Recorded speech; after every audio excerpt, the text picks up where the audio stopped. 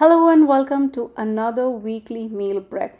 This particular meal prep is from the last week of our school, which was about a month ago, and I'm so late posting it, but here it is. Hello y'all, this is Dipti and welcome to LifeAdmin365 and welcome to today's video. It's last 3 days of school and all are half a day, which means no packing lunches, and I will be preparing food when I come back from home. For Monday's lunch, I made onion uttapams. I used ready-made batter for preparing these uttapams. Poured a small portion of the batter on preheated tawa, topped it with my favorite toppings, which are onion, finely chopped cilantro and finely chopped green chilies, and when the top side appeared to be cooked, flipped it, cooked it for a little while and took it off the griddle. Prepared 6 more uttapams similarly and served it along with chutney for our lunch. Monday dinner was a simple affair. Quickly prepared chapati dough and prepared fresh chapatis or rotis. Prepared cabbage bhaji from the last quarter head of cabbage. I had this cabbage for the longest amount of time and finally I used it up.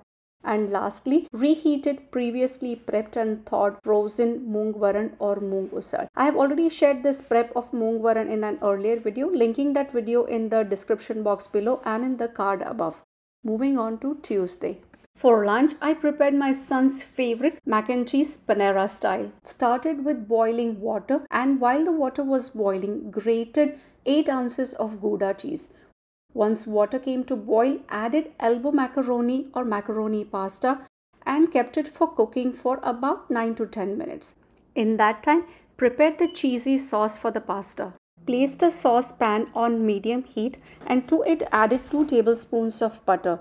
When the butter melted, sprinkled in 2 tablespoons of all-purpose flour or maida. Whisked the two together over medium heat and cooked it for about 2 to 3 minutes with continuous whisking. Then poured in 1/4 cup of whole milk and whisked the two together until smooth, ensuring that there were no lumps and that the sauce didn't stick to the bottom of the pan. Once the sauce had thickened up, added in a few spices. Mustard powder is the secret ingredient in this cheesy sauce. So here I'm adding 1 teaspoon of mustard powder, a half a teaspoon of red chili powder, some black pepper, and a pinch or 2 of nutmeg powder and very little bit of salt, keeping in mind that the cheese is going to be salty and I can always salt it in the end if need be. Mixed thoroughly and cooked until very thick, about 5 minutes. Then added in half a pound or 8 ounces of shredded cheese. It's very important to shred the cheese from the block cheese and not use pre-shredded cheese, as the pre-shredded ones have added ingredients like lactose, which can make this sauce grainy. Stir to melt the cheese and mix well. Then add in drained macaroni pasta, reserving some of the starchy liquid to adjust the sauce consistency towards the end if need be. Lastly, adjust the taste with salt and pepper and transfer the prepared macaroni and cheese to a larger container. If desired, sprinkle over some shredded mozzarella or Gouda or even cheddar cheese. My sons like cheddar and Gouda, so that's what I have sprinkled, but it's up to you. Serve it hot and I bet it will disappear in no time. Dinner once again was very simple. Made fresh rotis and served them along with the last leftovers of the prepped moong usad or moong varan. No sabzi this time. Instead, had some cucumber slices and some garlic coconut chutney on the side. On to Wednesday. Wednesday was the last day of our school and kids had plans to eat out with their friends, and so did I. But Milind was home, so I made lunch just for him, and this was going to serve as a dinner for us at a later time. I prepared mixed veg rasa bhaji to go along with couscous. Prepared tadka of mustard, cumin seeds, hing and turmeric. To it added green chilies and then onions and sauteed them until the onions softened. To it added chopped tomatoes and cooked until the tomatoes softened a bit, followed by the addition of salt, and cooked everything for a couple of minutes until the tomatoes became mushy and the gravy came in together. Then added in peeled and chopped potatoes, carrots, gave everything a quick stir, followed by the addition of about half a cup of water and 1/4 teaspoon of fenugreek seeds. Covered and cooked for about 4 to 5 minutes. Uncovered and added half a cup of frozen green peas, gave everything a good stir and covered and cooked for additional 3 to 4 minutes. Uncovered, added in a teaspoon of gur or jaggery, half a teaspoon of garam masala, chopped cilantro leaves, and gave everything a good stir. Then covered once more and cooked for another couple minutes. Uncovered and gave everything a good stir. Checked for doneness, and when ready, moved the sabzi from hot burner to a cooler burner. To prepare couscous, placed a heavy bottom pot on medium-low heat and to it added 1 tablespoon of butter.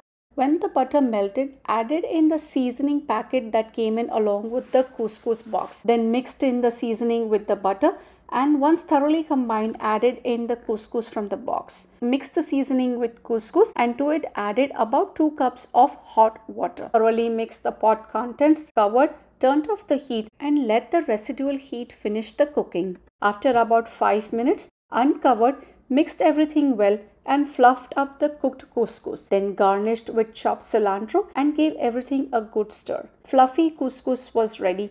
While Milind enjoyed his couscous and rasa batata bhaji, my substitute friends and I enjoyed a quick bite at a local cafe to mark the end of the school year. Wednesday evening, we had our friends visiting us from India. We were their last stop on their US tour. It was non-stop talking, catching up and reminiscing of the yesteryears. For dinner, we dined with them at our favorite Thai restaurant, the Green Dragon. It was so much fun to have them even though the visit was for just a few hours. Moving on to Thursday, it was the first day of our summer vacation and everything was moving at slow and leisurely speed. Since it's a Thursday, it was my fasting day and for lunch I prepared sabudana waffles. This was the first time I was trying out sabudana waffles. I've already shared the sabudana waffle recipe in an earlier video, linking that video in the description box below and in the card above, so do check it.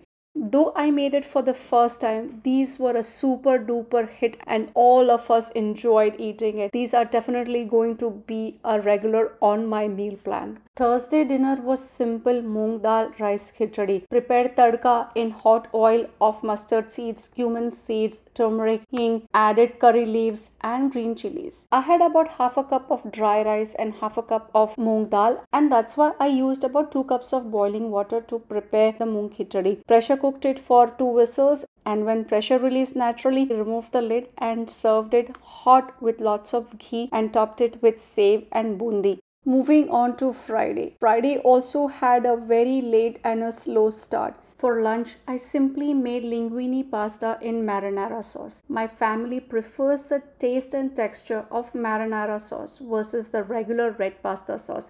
While water for pasta was boiling, I crushed and crumbled 2 Beyond Meat plant-based patties. Once the crumbles were nicely browned, I added 1 teaspoon of red chili powder and half a teaspoon of dried oregano. Once the spices were thoroughly incorporated with the crumbles, added in about 3/4 cups of marinara sauce and gave everything a thorough mix. The salted boiling water added in linguine pasta. Because my pasta cooking pot is not as tall as these noodles, I like to swirl the noodles in the boiling water so that the ends soften up and then the noodles can easily fall down in the boiling water. After about 9 to 10 minutes of boiling the pasta, drain it out, reserving a little bit of the starchy liquid. Added drained out noodles to the marinara sauce crumble mixture and mixed it thoroughly. Then plated it in a bowl and garnished it with finely grated Parmesan cheese. And that brings us to Friday's dinner. On the menu was pav bhaji. Pressure cooked all the necessary vegetables along with pav bhaji masala to prepare this pav bhaji. Once pressure released naturally, removed a small portion of this bhaji and kept it aside. Using an immersion blender, blended the bhaji that was in the pressure cooker. Added the reserved pressure cooked veggies back into this pav bhaji so that the resulting bhaji had some texture and was not just a mushy glob. Toasted store-bought pav in butter and served them along with this buttered pav bhaji with plenty of chopped onions. On to Saturday. Just like last weekend, this weekend we enjoyed brunch at our favorite Saptagiri, which is in Jersey City. Menu was slightly different. It was semaiya upma instead of the pongal, but regardless, the food was delicious, yummy and filling. For Saturday's dinner, I made tostada. I had everything ready made and all I had to do was just pile everything on top of each other. This is the same refried bean mixture that I had prepared earlier before leaving for California. All I did was simply thaw it out and prepared cilantro lime rice. Topped one of the tostada shell with the refried bean mixture, layered it with cilantro lime rice, added another layer of refried bean mixture, added some more cheese, a little bit of red cabbage, a little bit of red onions, and then finally some more cheese. And the tostada was ready. And this brings me to the last day of the week, which is Sunday. I was still reminiscing about my California trip where I had eaten pohe made by my sister-in-law Prachi. They were delicious. So I decided to make them here for myself the way she does it. They turned out perfect, just like the way she made it. Everyone enjoyed eating pohe. And on to Sunday's dinner. I made waffled railway road cutlets. I had made these waffles several years ago, maybe 2 or 3 years ago, and since then I never gave them a try. But since the past few weeks, my Instagram feed has been flooding with these waffle type railway road cutlets. So I decided to give them a go. And I'm so glad that I made these. These turned out beautiful and delicious and reminded me of my train travels in India.